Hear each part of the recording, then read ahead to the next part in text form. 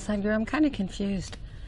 Lots of times I want to make something happen and I do everything I can and I don't take no for an answer and it happens. Other times I do everything I can and it still won't happen. So are there things bigger than me at control, or is it still me doing it, or how does it actually work? Whenever things don't happen the way you want them to happen, there is a temptation to think and name it as destiny. Because this is a way of dealing with failure. This is not destiny, this is just cheap psychiatry. You're trying to solace yourself to your present condition. If you want to make any situation the way you want it, outside situation, there are a million different ingredients here. Not all of them are you even aware of. Today, science can prove this to you beyond any doubt. The way you're perceiving life right now through your sense organs, it is only enough for your survival. It is not enough to master your destiny. Today, modern physics and the neurosciences clearly telling you that whatever you're perceiving through five senses are not the way it really is. Here, sun is just setting. For your eyes, it is just going to be dark in a few minutes. But there is a whole host of creatures in this forest. For them, the day begins. So what's light for you is darkness for them. What is darkness for you? Do you hear them waking up? They're saying good morning. Getting started. So what is darkness for you is light for them. So sense organs are sufficient instruments for survival only. With that, you don't master your destiny. Because if you want to create a situation the way you want it, you have to have some mastery over your life energies. Because ultimately, the whole existence is energy. You can never logically figure out every aspect of life around you. But a lot's happening out of our mind. We want to go on this course, we set it, and our mind takes us there, right? I mean, it starts with that. I already told you, if you have mastery over your mind, 50 to 60% of your life will be in your controls. 50 to 60% of your destiny will be decided by you. And that's all. Still there's another 40% that you don't like. Okay, but when you said, okay, what you were doing with these practices was introducing you to the Creator, basically, inside yourself, but it doesn't… that's not clear. You do the practices, suddenly your health straightens out, you're not clear you're making this introduction. I mean, it's still hard to understand what's happening. See, whatever situations you're living in, you need to understand, to be human means that you can mold the situations the way you want it. You are not molded by the situations, you are molding the situations the way you want it. But today, most people in the world are molded by the situations in which they exist. That is simply because they're existing in reaction to the situations where they were placed. So their question will be, why was I placed in such a situation? That's the first question. Yes.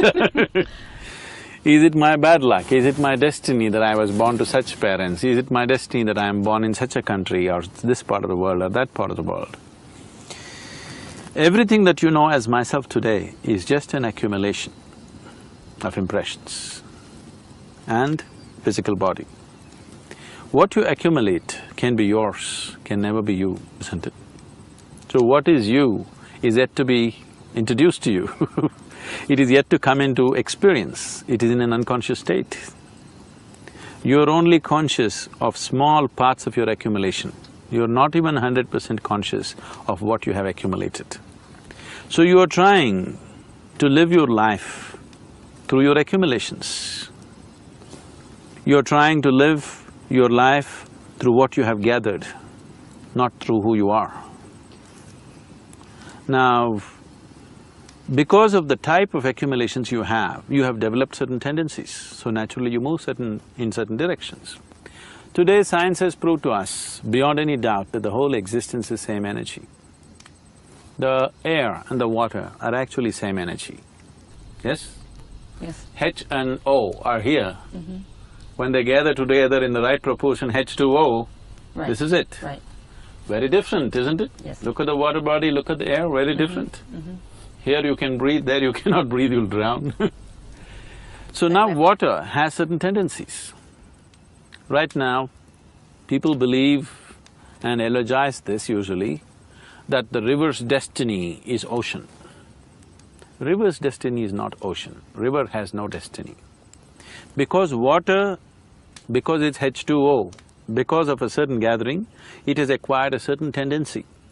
So it is always trying to find its own level. Because of that, it's moving in a certain direction. Here we are, this river or this bunch of streams have been dammed. Do you think the water which is dammed here and is right here right now is screaming, I want to go to the ocean? Probably not. It is not screaming that it wants to go to the ocean. It has no idea what is the ocean. It is not longing to go to the ocean. But if you open up the dam, naturally it may go. That is because of the tendencies of the water. Similarly, you have acquired certain tendencies depending upon what you have gathered within yourself, what type of impressions you have gathered. Accordingly, you have gathered tendencies. It is not that this cannot be changed. This water is trying to go to the river, always flowing downward, isn't it? If evaporation happens, suddenly the water moves upward. Isn't it defying the law? So we can change… Similarly, whatever your current tendencies are, if you do certain things with yourself, you can completely change that. In 24 hours' time, you can completely rewire yourself, irrespective of your past experience of life. Completely. Your genetics, Completely. your DNA, yes. In Irrespective 24 of who hours' your parents were, where you were born, where you grew up, irrespective of all that, you can completely rewire yourself in 24 hours' time. I can show you any number of people who have become like that, totally transformed. That's what we mean by transformation. We're not talking about change, we are talking about transformation. So, what's wrong with the way I am? Nothing wrong. If you ask me, what's wrong in being limited? Nothing wrong. It's just limited, that's all. I'm not asking that. 100 years ago, whatever they believed as their destiny, many of those things, we have taken them into our hands, isn't it today? Varieties of diseases, infections, deaths. All these things we believed were destiny.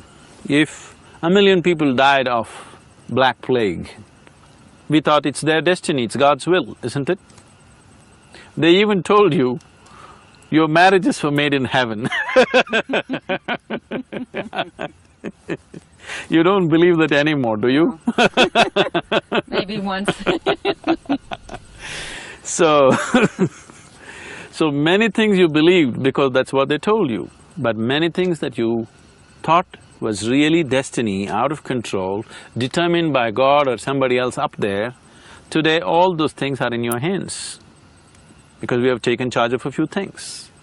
So what we call as technology today is just this, that within the laws of nature, everything that could be taken charge of, someday we will take charge of it on the outside. So when I say inner technology or inner engineering, that's all I'm saying. Everything that this life is naturally happening to a certain law. If you understand, if you perceive and if you know what is the nature of life within you, you can take charge of it completely the way it happens. If you take charge of your life completely the way it happens, your physical body, your mind, your emotion and the life energies, if you take charge of it, then would you let any unpleasantness happen to you? Never. Unpleasantness is happening to you in the form of anger, fear, anxiety, stress, because your basic faculties like body, mind, energy, emotion, nothing takes instructions from you. They're doing their own things, as if they don't belong to you. They must be doing… Your mind and your body is here to serve the life within you. But right now, the life within you is enslaved to your mind and your body. This is a complete distortion of life, the way it should function. You're trying to handle life topsy-turvy, upside down. So no wonder so many things are out of control. Even if things are in control, you're still anxious. Sadhguru, why is it running on its own, the mind? And I mean, where did all this, how did I start it, or how did it get started?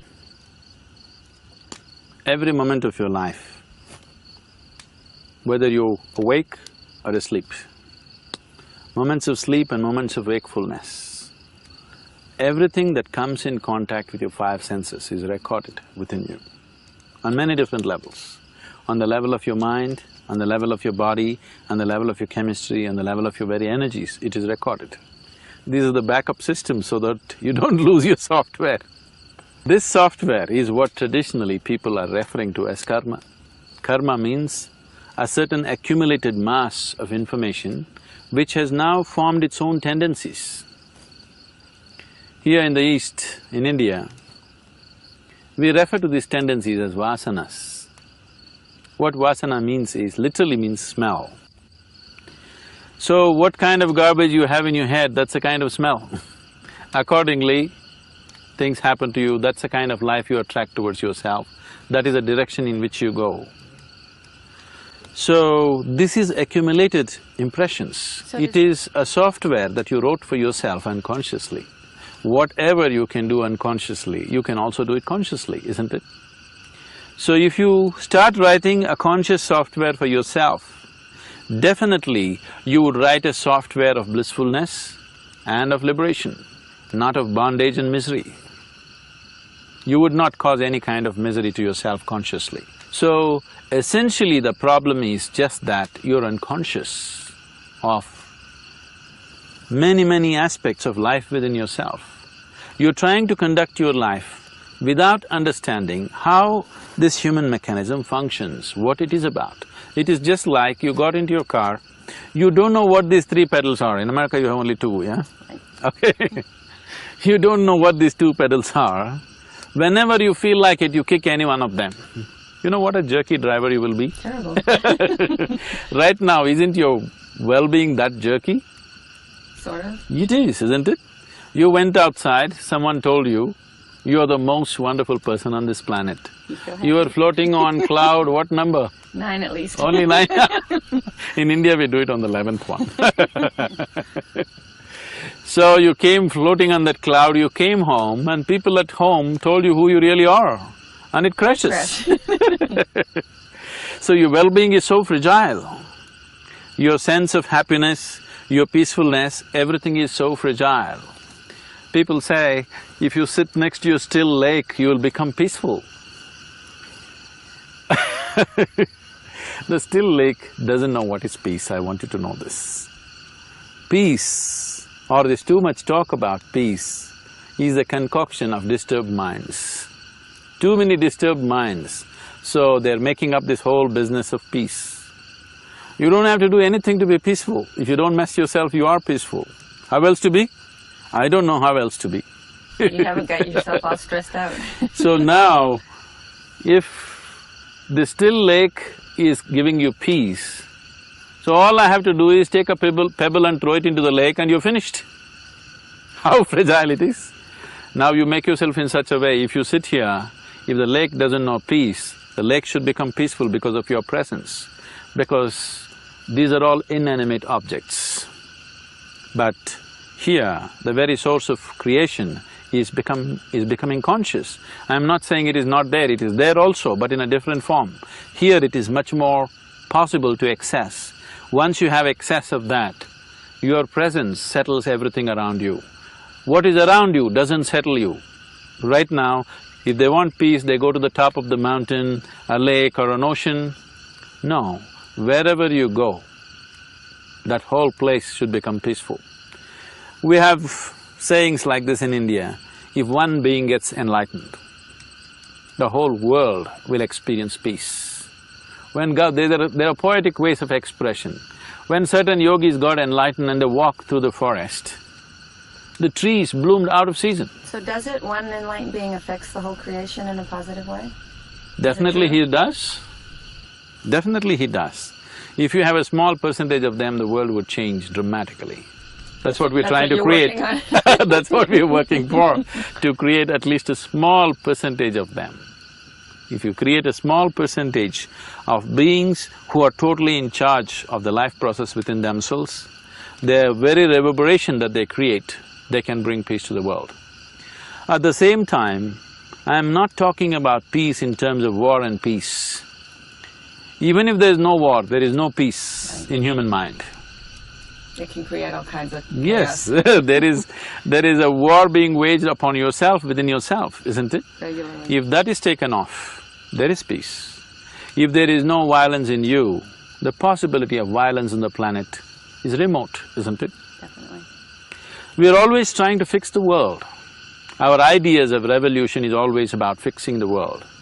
We have fixed the world substantially. If you fix it anymore, there'll be no world left.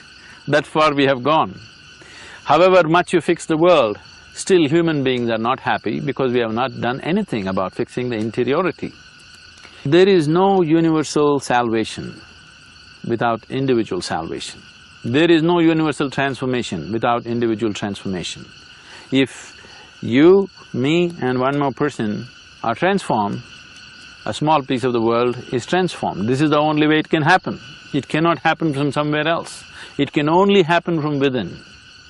So when we talk about spiritual processes, we are not talking about going to temple, mosque or church. We are not talking about looking up or looking down or looking around. We are talking about looking inward, which is a completely different dimension. All your life you looked outward. Look at the irony of it right now. Let me tell you something.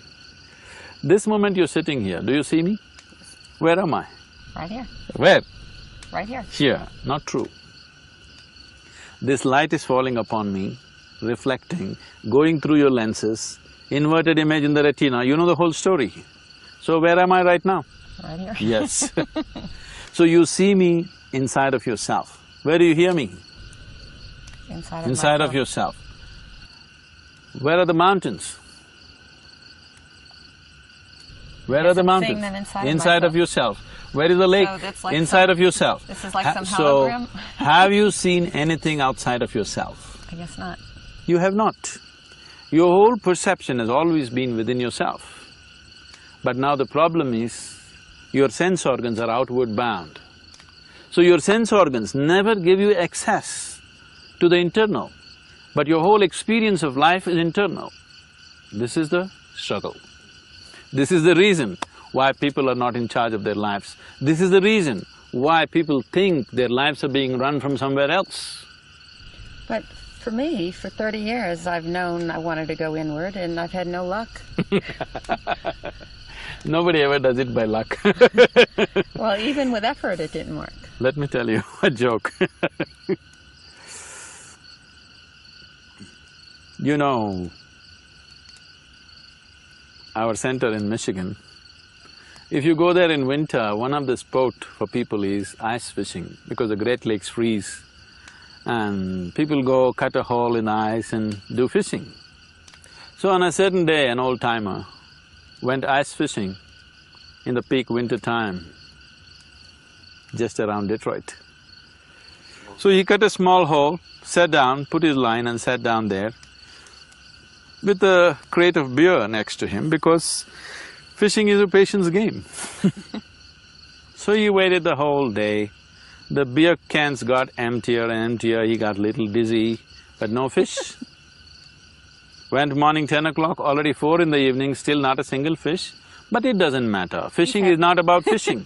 Fishing is about killing time and drinking beer.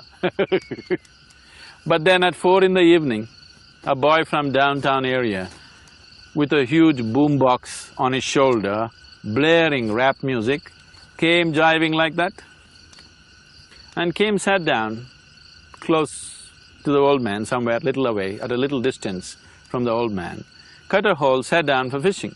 He put his line. The old man looked at him. No fool like a young fool. Both of us agree.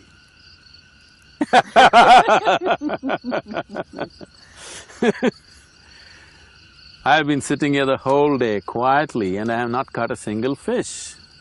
And the fool comes with blaring music and he hopes to catch fish. And he ignored him and focused on his fishing. To his amazement, within 10 minutes the boy caught a huge trout. He landed a huge trout and it went into his basket. He couldn't believe this. He looked at him. Then he thought, ha, flash in the pan, Luck. ignored it and focused on his fishing. But in another 10 minutes, the boy landed one more trout. Now he could not ignore him. This is not luck. He just sat there looking at the boy. The music was blaring, the boy was jiving, sitting down, and in another 10 minutes he landed one more trout. No, he kept his he kept his pride aside and slowly walked down to him and asked, "I've been sitting here the whole day and not a single fish. In 30 minutes you have 3 wonderful trout in your basket. What is this? What is the secret?" The boy lowered the music and said, "Roo-ra, roo-ra, roo-ra, ra, rough." Said, "What?" The boy repeated, "Roo-ra, roo-ra, roo-ra, ra, rough." The old man said, "I don't understand what you're talking about." Then the boy spat out a blob of something into his hands and said, "You have to keep the worms warm." Oh. You got to do it the right way, otherwise it won't happen. So you sitting there the whole day, that's not the point. You have to do the right thing, otherwise life doesn't work. It doesn't matter who you are, life doesn't work for you unless you do the right things. Always people who believe that they're good people are always wondering why it's not working for them and why it's working for someone else. Whoever does the right thing, for him it works. The existence is not judgmental. So you are a good person. So, even if you don't water the tree, will it grow? You are a bad person. If you take care of the tree, will it grow? So good, bad, all these things are in your head. These judgments are essentially human and socially conditioned. In every society they have their own idea of what is good and bad. But the existence is treating all of us the same way. Whoever is receptive right now, he gets the bounty of life. So the whole aspect of yoga is to make you receptive. What does that mean, though? When I say receptive, what does it mean? what is being receptive?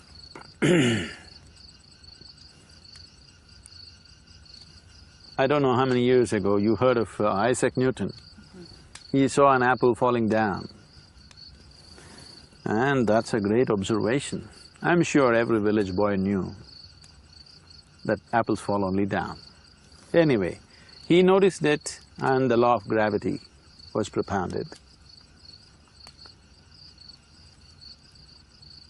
The apple fell down, that's true. He noticed that, wonderful.